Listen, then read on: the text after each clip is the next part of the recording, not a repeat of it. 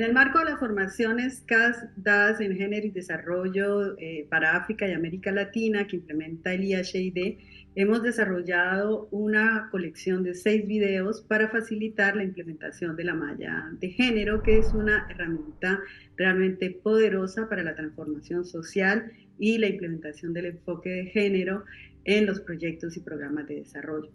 Les invitamos a descubrirlo. Taking sanitation as an entry point, the OVERDUE project sought to understand why gender inequality keeps on being perpetuated on a daily basis across African cities.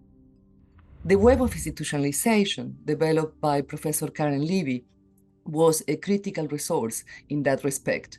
It helped us, on the one hand, to understand the key power points where these inequalities are rooted, but also to find ways of developing actions and strategies that can transform these inequalities.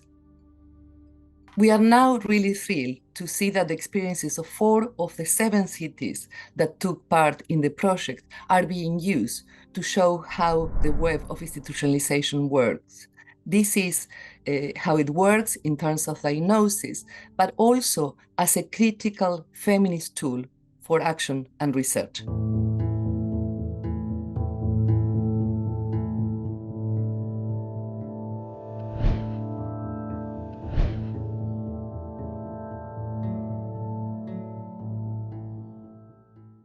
Qu'est-ce que la toile de l'institutionnalisation? In general terms, the web of institutionalization is an analytical framework to assist the development of research, policy and planning to address equality and social justice. The web of institutionalization was first developed in the 1990s to address the process of mainstreaming gender equality. In other words, to build up a lens of a way of understanding gender equality in a particular development context and focusing on particular planned interventions. As an analytical framework, it aims to achieve this in 3 ways. The first is to diagnose how far equality and social justice has been advanced in research or in the particular intervention that is being examined. The second, and an extension of the diagnosis, is to define the room for maneuver for collective action to promote equality and social justice.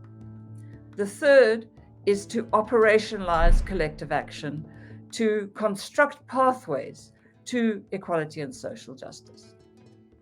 It's important to say that underpinning the web of institutionalization, in other words, the web of institutionalization is embedded in a recognition of intersectional power relations. That is the intersection of class, gender, age, religion, ethnicity, disability, and sexuality. And the way these are reflected in the interests that underpin development practices in different contexts and that drive the reproduction of inequalities in development trajectories. The web is also underpinned by the position that even within the context of the powerful conflictive forces driving these inequalities, it is possible under particular conditions to collectively construct pathways towards equality and social justice. De quoi la toile est-elle constituée? Based on these theoretical assumptions, the web identifies 13 sites of power, what I call elements, and the relationship between them. In this sense, the web is a network of key sites of power that are crucial in the construction of pathways towards equality and social justice. These elements are grouped into 4 intersecting spheres: the citizen sphere, the policy sphere, the organizational sphere, and the delivery sphere. The web recognizes that the form that these spheres and the 13 sites of power take and the relationships between them are context specific.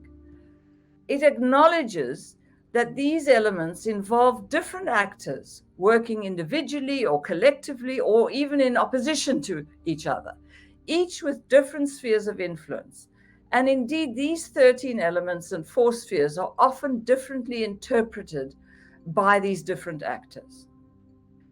By exploring these sites of power in situ, it's possible to assess the problems and opportunities that are confronted in these 4 spheres and in the relations between them. And based on this, the room for maneuver for transformative action can be assessed and strategies can be identified to collectively construct what I call routes through the web, or pathways to equality and social justice.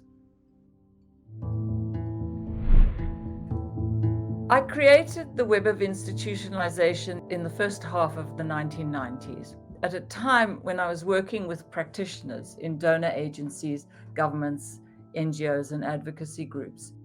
This was a time when the notion of mainstreaming women in development was gaining acceptance, adopted at the Third World Conference on Women in Nairobi in 1985. Our work challenged the Women in Development, WID approach, and argued for a gender in development, the GAD approach. By 1995, at the Fourth World Conference on Women held in Beijing, there'd been a shift from mainstreaming women to mainstreaming gender in development. Pourquoi avoir créé la toile de l'institutionnalisation? I developed the web in response to 2 related challenges. The first was a question that I was constantly confronted with from practitioners participating in our capacity building programs. They often asked me, okay, I support gender equality, but how do we mainstream gender equality in our practice? The second and related impetus for the development of the web was the absence of any conceptual or methodological frameworks to address gender equality at what I call the meso level. What do I mean by this? Well, by the 1990s, there was a wealth of experience at the micro level in relation to consciousness raising in communities, in campaigns for equality and political representation and in the workplace, and in relation to analyzing development projects, largely in the context of foreign aid.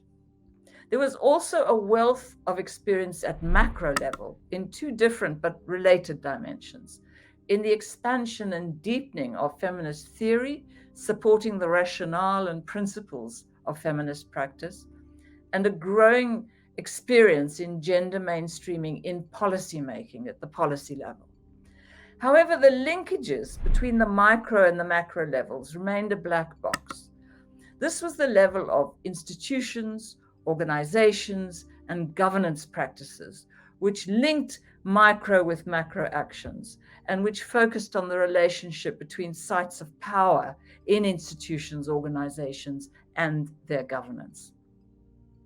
In the web, the 4 intersecting spheres, and within them the 13 sites of power and relationships between them, is a means of linking the micro, meso, and macro levels in a way that will advance equality and social justice.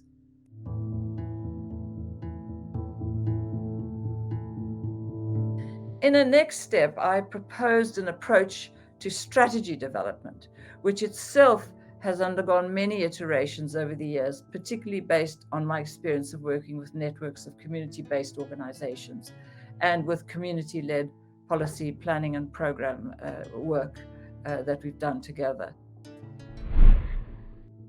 Comment utiliser la toile pour la recherche féministe? The web can and has been used to inform feminist research in 2 main ways, in its content and in its application.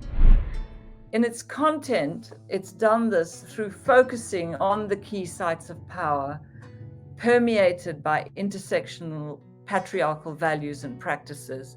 And the web helps to identify the way gender inequalities are constructed in these sites of power.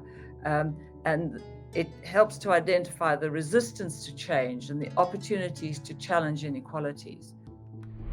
A preliminary analysis of each of the 13 sites of power and the 4 spheres that embrace them helps to define the study populations, the units of analysis, the knowledge and information gaps, and thus it helps to generate research questions.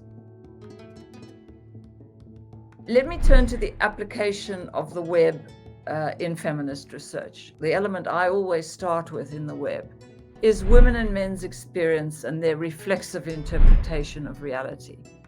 This is a clue to two important aspects of feminist research.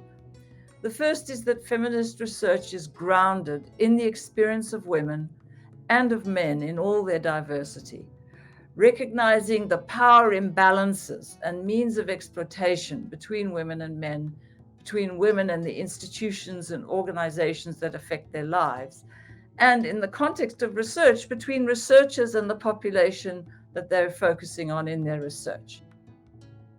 Second, feminist research is reflexive in its practice. That is, in the process of doing research, it's a form of self-reflection that questions the intersectional patriarchal biases of the researchers, whoever they are, the biases in the methodologies used to collect data, and the biases in the fields in which the topics are located. This means when applying the web, it's most powerful when working in partnerships with equality, with a range of partners in civil society, the state, and the market, as appropriate to the research topic. It results in a reflexive formulation of strategy and or routes through the web, and also builds in a strong commitment to change amongst the actors involved in the analysis of using the web. For example, communities working with local government actors.